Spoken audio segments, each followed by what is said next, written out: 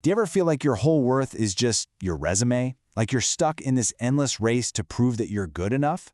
Well, today, we're diving into a piece of ancient wisdom that is a powerful antidote to that very modern kind of anxiety. So let's get into it.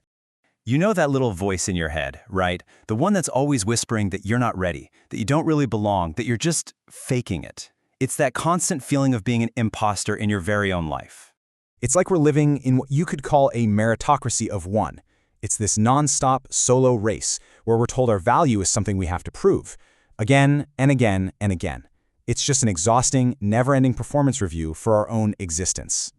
And oh boy, these refrains are familiar, aren't they? This is the internal checklist of all the reasons we think we're disqualified. It's this mental treadmill of self-doubt and comparison that just convinces us we're always falling short of some invisible finish line. See, this is the core belief our culture drills into us. Your value isn't a given. It has to be earned. It has to be measured and stacked up on a resume for the whole world to judge. But what if that entire idea is just wrong? To find a real alternative, we're going to turn to an ancient text, the Bhagavad Gita. And it offers a radically different way of looking at things, one it calls the most secret wisdom, which kind of suggests it's a profound truth that's been hiding in plain sight all along. And just listen to the promise being made here. It's not about racking up more achievements to feel worthy. Nope. It's about knowing something fundamental that can free us from this miserable, constant pressure to measure up. So this points to a really key difference. The modern world is all about external knowledge, physics, engineering, how to build a career, but the Gita says this inner knowledge is the king of education because it's about understanding who you really are, your soul. And that, it says, is where real peace is found. So what is this secret wisdom? Well, it starts by giving us a really powerful kind of permission. And the first one is pretty revolutionary. Your background, your resume, your entire history, it's all irrelevant to your potential to grow, starting right now. And to show us just how radical this idea is, the text tells us a story about a figure named Narada. His story completely flips our modern ideas about what it takes to be worthy right on their head. By today's standards, Narada's resume would be totally blank. He had zero formal education, no degrees, none of the credentials we're programmed to think are absolutely essential for a meaningful life.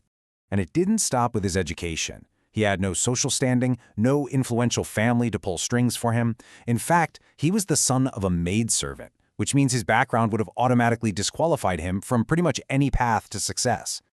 So what was the one thing he had going for him? Sincerity. A genuine desire to learn and to serve. And according to this wisdom, that single internal quality, it outweighed every single external disadvantage. It was the only thing that actually mattered. Okay, so the second permission slip this wisdom gives us deals with that voice that tells us our contributions are just too small to matter. It gives us permission to offer exactly what we have, right here, right now, without waiting until we have something more impressive. See, the whole point here is that this path isn't about some grand, showy performance. It completely recalibrates how we define value. It shifts it from the size of what you offer on the outside to the quality of your intention on the inside. It's the love behind the act that counts. This is just such a beautiful and democratic idea. A leaf, a flower, a little bit of water. These are things that anyone, anywhere can find and offer. It completely removes all the barriers to entry. Your contribution, no matter how humble you think it is valuable when it's offered with a sincere heart. All right, now for the third one. And honestly, this might be the most radical permission of them all. This is the permission to be gloriously, humanly imperfect. The idea isn't that you have to be sinless, but that you can be saintly. Just think about that for a second. We so often believe our past mistakes define our future possibilities. But what if that's just not true? What if they're simply part of the journey, not some final verdict on who we are? Now, the key phrase to catch here is properly situated. What it's suggesting is that what defines you isn't a perfect track record. It's the direction you're facing right now. It's about your present intention to grow, regardless of what's in your rearview mirror. Your past doesn't get to define your present direction. So, what does all of this lead up to? It's one simple, super empowering conclusion. You have the right to begin. Not tomorrow, not when you finally feel ready, not after you've fixed all your flaws, but right now, exactly as you are.